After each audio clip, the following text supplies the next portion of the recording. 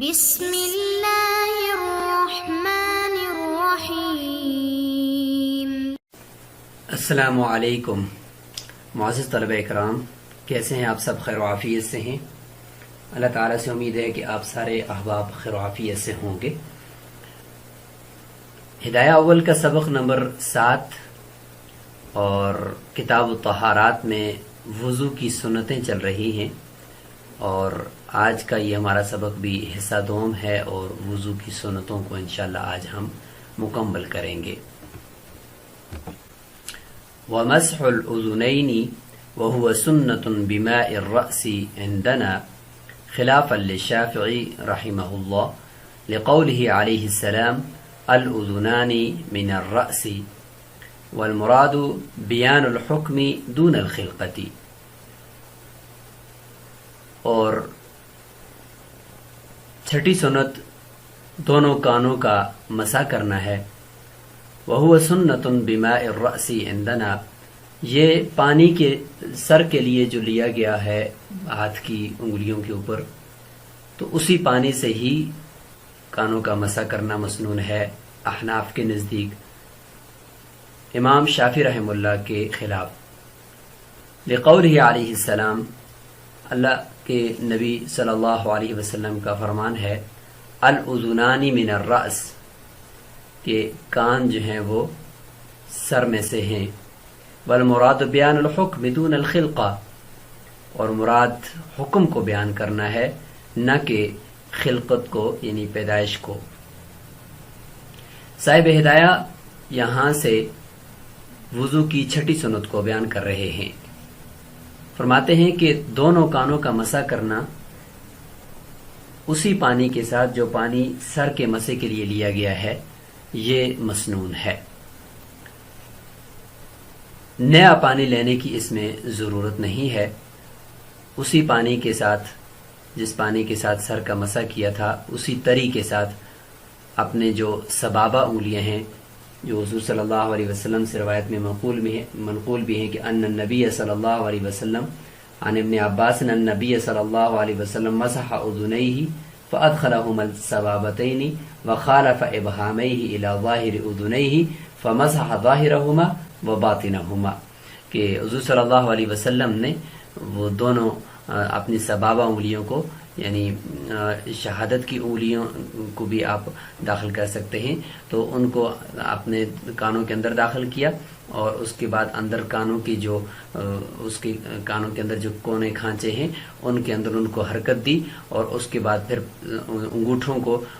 کانوں کے اوپر جو اوپر کا ایریا ہے اس کے اوپر مل کر مسح کر دیا۔ تو یہی طریقہ مسنون بھی ہے، اور نیا پانی لینے کی اس میں کوئی جو ہے وہ روایت میں نہیں ذکر۔ تو امام شافعی رحمہ اللہ فرماتے ہیں کہ سر کے مسح کے لیے جو پانی لیا ہے اس سے نہیں بلکہ نئے پانی سے دونوں کانوں کا مسح کرنا ہے۔ ان کی جو دلیل ہے ان کے ساتھ امام احمد بن حنبل رحمہ اللہ بھی ہیں، اور اسی کے ساتھ امام مالک رحمہ اللہ بھی ان کے ساتھ ہیں۔ یہ تینوں ائمہ فرماتے ہیں کہ حضور صلی اللہ علیہ وسلم نے مسح اذنیہ فادخلهما السبابتین وخالف ابہامیہ الی ظاہر اذنیہ فمسح ظاہرہما وباطنہما۔ ان کے پاس یہ روایت ہے، اور اسی طریقے سے ایک اور روایت ہے جس میں یہ کہ وہ فرماتے ہیں کہ انه سمع عبد الله بن زید يذكر انه راى رسول الله صلی اللہ علیہ وسلم يتوضا فاخذ لاذنيه ماء خلاف الماء الذي اخذ لرأسه،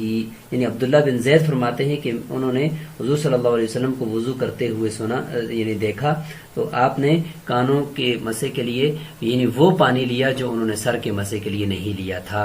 یہ روایت وہ فرماتے ہیں عبداللہ بن زید رضی اللہ تعالیٰ عنہ کی روایت۔ تو اس سے یہ تینوں ائمہ ثلاثہ یہ استدلال فرماتے ہیں۔ تو احناف کی جو دلیل ہے وہ یہ ہے الاذنان من الرأس، کہ آپ صلی اللہ علیہ وسلم نے فرمایا کہ کان جو ہیں وہ سر میں سے ہیں، تو یہاں پہ حکم بیان فرمانا ہی مقصود ہے۔ یہ بیان مقصود تو نہیں ہے نا کہ کان جو ہے وہ سر میں ہوتے ہیں، خلقت یا پیدائشی طور پر اس کی جگہ بتانا مقصود ہو، اس کے لیے تو آپ صلی اللہ علیہ وسلم مبعوث نہیں ہوئے۔ تو پتہ چلا کہ یہ بیان فرمانا چاہتے ہیں کہ کانوں کا جو مسح ہے، اس کا جو وظیفہ ہے وہ نیا پانی لینے سے نہیں بلکہ سر کے پانی سے ہی وہ اس کا مسح ہو جائے گا، یہ بیان کرنا مقصود ہے۔ تو یہاں پر اس طریقے سے یہ احناف کی دلیل بن جائے گی۔ قال وتحلیل اللحیۃ لأن النبی صلی اللہ علیہ وسلم امرہ جبریل علیہ السلام بذلک، داڑھی کا خلال کرنا اس لیے کہ حضور صلی اللہ علیہ وسلم کو جبریل علیہ السلام نے اس کا حکم دیا تھا، لہذا انگلیوں کو نیچے سے اوپر کی طرف یعنی داڑھی میں داخل کر کے خلال کرنا یہ مسنون قرار دیا گیا ہے، یہ وضو کی 7ویں سنت ہے۔ وقیلا، اور ایک روایت یہ بھی ہے کہ ہوا سنت عند ابی یوسف رحمہ اللہ، یہ امام ابی یوسف رحمہ اللہ کے نزدیک تو سنت ہے، جائز عند ابی حنیفہ و محمد رحمہم اللہ، لیکن طرفین رحمہم اللہ کے نزدیک یہ جائز ہے، مسنون نہیں ہے۔ دلیل ان کی کیا ہے؟ لأن السنت اکمال الفرض فی محلہ والداخل لیس بمحل الفرض۔ امام ابو حنیفہ اور امام محمد رحمہ اللہ کی دلیل یہاں پہ صاحب ہدایہ بیان فرما رہے ہیں، وہ فرماتے ہیں کہ لأن السنت اکمال الفرض فی محلہ، سنت جتنے بھی اعمال ہیں وضو کے اندر وہ حقیقت میں فرض کی تکمیل کے لیے ہیں، یعنی فرض کا جو محل ہے نا جہاں پہ، تو اس فرض کے محل کو مزید کامل کرنے کے لیے، مزید اس کو کے اندر استیعاب کرنے کے لیے، علی وجہ الاتم اس فرض کو پورا کرنے کے لیے سنت ہے۔ تو لہٰذا جہاں پہ جس محل کے اندر فرض ہوتا ہے، فرض کو پورا کرنا ہے، تو اس محل کے اندر مزید اچھی طریقے سے وہاں پہ کرنا تو وہ مسنون ہوتا ہے۔ تو لہٰذا والداخل لیس بمحل الفرض، جبکہ داڑھی کا جو اندر داخل حصہ ہے، اندر کا حصہ، اس کو تو دھونا فرض نہیں ہے، وہ تو فرض کا محل نہیں ہے۔ چہرے کا تو داڑھی کا جو ظاہر ہے اور وہی صرف دھونا ہے، داڑھی کے اندر تو صرف خلال ہی ہے، اس کا دھونا فرض نہیں ہے۔ جب دھونا فرض نہیں ہے تو خلال سنت بھی نہیں ہونا چاہیے۔ خلال تو تب سنت ہوتا ہے کہ جب دھونا اس جگہ کا فرض ہوتا اور مزید اس کو کامل کرنے کے لیے، فرض کو پورا کرنے کے لیے اس کا خلال ہوتا۔ تو یہ ہے طرفین کی دلیل۔ جبکہ امام ابو یوسف رحمۃ اللہ علیہ فرماتے ہیں کہ چونکہ حضور صلی اللہ علیہ وسلم نے اس کے اوپر معاذبت فرمائی ہے اور کبھی کبھار اس کو ترک کرنے کے ساتھ زیادہ تر اس کو داڑھی کا خلال آپ صلی اللہ علیہ وسلم نے فرمایا ہے، اس لیے یہ مسنون ہوگا۔ اور امام ابو یوسف رحمۃ اللہ کے پاس ایک روایت بھی ہے حضرت عثمان بن عفان رضی اللہ تعالیٰ عنہ کی، جو ترمذی شریف میں موجود ہے کہ ان النبی صلی اللہ علیہ وسلم کان یخلل اللحیۃ، اور حضرت امام ترمذی رحمہ اللہ فرماتے ہیں قال ابو عیسیٰ ھذا حدیث حسن صحیح، اس سے پتہ چلا کہ یہ حضور صلی اللہ علیہ وسلم کا فعل ہے اور عمل مبارک ہے، لہٰذا یہ مسنون ہوگا، اور یہی راجح اور مقتدی قول ہے۔